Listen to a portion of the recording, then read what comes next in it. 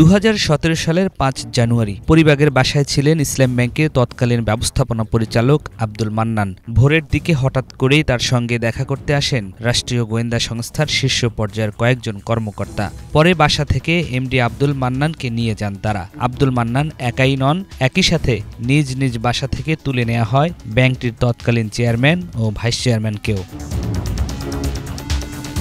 এরপর তাদের জোরপূর্বক পদত্যাগপত্রে স্বাক্ষর করানো হয়, আর ব্যাংকটি দখল করে নেয় চট্টগ্রাম ভিত্তিক ব্যবসায়ী গোষ্ঠী এস আলম গ্রুপ। পুরো প্রক্রিয়া বাস্তবায়ন করেন গোয়েন্দা সংস্থার তৎকালীন কিছু শীর্ষ কর্মকর্তা। ক্ষমতায় তখন শেখ হাসিনা সরকার। উপর মহলের রাজনৈতিক সিদ্ধান্তেই ইসলাম ব্যাংক বাংলাদেশকে জামাত মুক্ত করার উদ্যোগ বাস্তবায়ন করে সংস্থাটি। নিয়ন্ত্রণ নেয়ার পর এস আলম গ্রুপ ধীরে ধীরে ব্যাংকটির জ্যেষ্ঠ কর্মকর্তাদের পদত্যাগে বাধ্য করেন। একই সাথে নিজস্ব লোক হিসেবে পরিচিত কর্মকর্তাদের বিভিন্ন গুরুত্বপূর্ণ দায়িত্ব দেন। পাশাপাশি চট্টগ্রামের পটি এলাকার বাসিন্দাদের ব্যাপক সংখ্যায় ব্যাংকে নিয়োগ করতে শুরু করে। এস আলম গ্রুপের মালিক সাইফুল আলম পটি অঞ্চলের হওয়ায় ইসলাম ব্যাংকে নিয়োগ পাওয়ার ক্ষেত্রে ওই এলাকার মানুষ বিশেষ সুবিধা পান। এরপর ব্যাংকটি থেকে নামে বেনামে স্বার্থ সংশ্লিষ্টদের নামে অন্তত 50,000 কোটি টাকা লুট করে নেয় এস আলম গ্রুপ। ঋণ হিসেবে নেওয়া এই অর্থ আর ফেরত না আসায় দীর্ঘ সময় ধরে তারল্য সংকটে ভুগছে দেশের সবচেয়ে বড় এই বেসরকারি ব্যাংক। বিভিন্ন সূত্রে জানা যায় 2017 সালের 5 জানুয়ারি আরমাডা স্প্রিং মিলের প্রতিনিধি ও সাবেক আমলা আরাস্তু খানকে ইসলাম ব্যাংকের নতুন চেয়ারম্যান ও ইউনিয়ন ব্যাংকের এমডি মোহাম্মদ আব্দুল হামিদ মিয়াকে নতুন এমডি হিসেবে নিয়োগ দেওয়া হয়। বাংলাদেশ ব্যাংক একই দিনে এই নিয়োগ অনুমোদন করে। ইসলাম ব্যাংকের সভাটি অনুষ্ঠিত হয় রাজধানীর রেডিসন ব্লু হোটেলে বিশেষ নিরাপত্তা ব্যবস্থার মধ্যে। আরমাডা স্পিনিং এস আলমেরই স্বার্থ সংশ্লিষ্ট একটি প্রতিষ্ঠান। আমানতের টাকার অনিয়ম করতে রাজি না হওয়ায় সেই আরাস্তু খানকেও পদত্যাগ করতে হয়। এস আলম গ্রুপ নিয়ন্ত্রণ নেওয়ার আগে ইসলাম ব্যাংকের 50% বেশি মালিকানা বিদেশিদের হাতে ছিল। এখন যা কমে 13% নেমেছে। এস আলম গ্রুপ ব্যাংকটির নিয়ন্ত্রণ নেওয়ার পর ধীরে ধীরে শেয়ার ছেড়ে দেয় Islamic development bank, Dubai Islami bank, Islamic investment and corporation Doha, Islamic banking system international holding Luxembourg, Sheikh Ahmed সালে জামজুম, শেখ ফুয়াদ আব্দুল হামিদ আল খতিব, আল রাজি গ্রুপ, কুয়েতের সরকারি ব্যাংক কুয়েত ফাইন্যান্স হাউস, সৌদি কোম্পানি আরবসাস ট্রাভেল অ্যান্ড ট্যুরিস্ট এজেন্সি সহ বেশিরভাগ বিদেশি উদ্যোক্তা ও সাধারণ শেয়ারধারী প্রতিষ্ঠান। এছাড়া স্থানীয় উদ্যোক্তা প্রতিষ্ঠান Baitul Sharif foundation, Ibne Sina trust, Bangladesh Islamic centre, Islamic economic research bureau share ছেড়ে দিয়েছে। 2017 সালে এস আলম গ্রুপ যখন ব্যাংকটির নিয়ন্ত্রণ নেয় তখন ব্যাংকটিতে তাদের 3 প্রতিষ্ঠানের নামে ঋণ ছিল 3006 কোটি টাকা। ব্যাংকটির চট্টগ্রামের খাতুনগঞ্জ শাখার গ্রাহক ছিলেন সাইফুল আলম। প্রাপ্ত নথিপত্র পর্যালোচনায় দেখা গেছে এস আলম নামযুক্ত আছে ও নামযুক্ত নেই এমন ঋণের পরিমাণ এখন প্রায় 50,000 কোটি টাকা। আর সাইফুল আলমের জামাতা বেলাল আহমেদের ইউনিটেক্সের ঋণ 454 কোটি টাকা।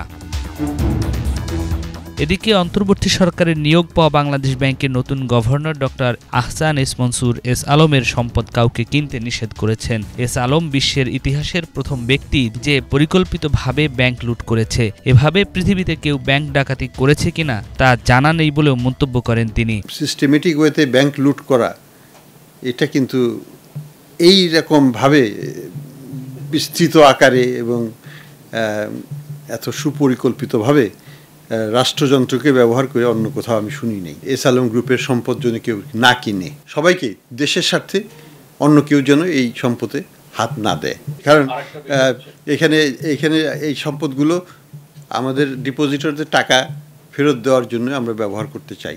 আওয়ামী লীগ সরকারের পতনের পর ইসলামী ব্যাংকের কর্মকর্তারা এখন পরিচালনা পর্ষদ পুনর্গঠন ও লুটপাটের অভিযোগে এস আলম ও তার সমর্থিত কর্মকর্তাদের বিচারের দাবিতে আন্দোলন শুরু করেছেন। ফলে ব্যাংকটির এমডি সহ এস আলমপন্থী শীর্ষ কর্মকর্তারা ব্যাংকে যেতে পারছিলেন না। ব্যাংকটির চেয়ারম্যান ছিলেন এস আলম গ্রুপের চেয়ারম্যান সাইফুল আলমের ছেলে আহসানুল আলম। তবে তার সঙ্গে যোগাযোগ করতে পারছিলেন না কর্মকর্তারা। শেষ পর্যন্ত গত সপ্তাহে আগের বর্ষদ ভেঙে দিয়ে ইসলামী ব্যাংক এস আলম মুক্ত করেছে বাংলাদেশ ব্যাংক।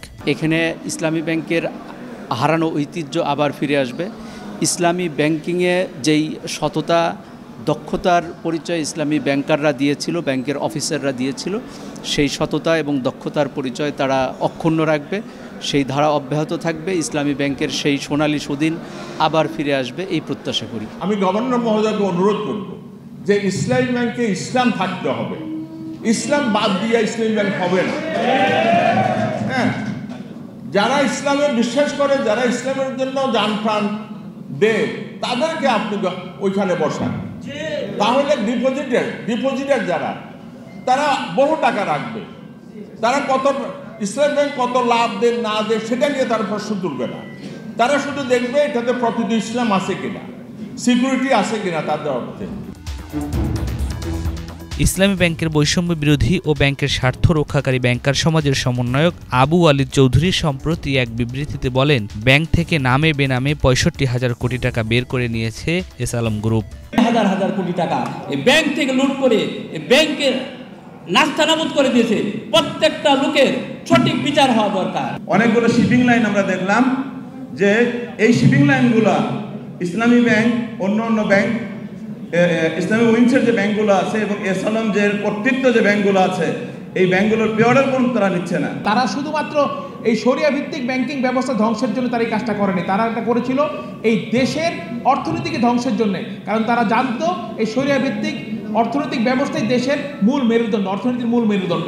আওয়ামী লীগ সরকারের পতনের পর এসআলম পরিবারের সদস্যদের পাশাপাশি গ্রুপটির অনেক কর্মকর্তা কর্মচারীও দেশ ছেড়েছেন। পরিবর্তিত পরিস্থিতিতে ব্যাংকের পরিচালনা পর্ষদ পরিবর্তন হয়েছে, একই সাথে অভ্যন্তরীণ জটিলতাও কমতে শুরু করেছে। এর মধ্যে ইসলাম ব্যাংক বাংলাদেশে 3 ধরনের অনিয়ম তদন্তে 3টি অডিট ফার্ম নিয়োগের সিদ্ধান্ত হয়েছে। 2017 সালে ব্যাংক দখলের পর কিভাবে ঋণ বের হয়েছে, ট্রেজারি বিভাগ কোথায় কিভাবে টাকা ও ডলার বিনিয়োগ করেছে এবং এ সময় নিয়োগ ও পদোন্নতিতে কি ধরনের অনিয়ম হয়েছে তা খতিয়ে দেখবে।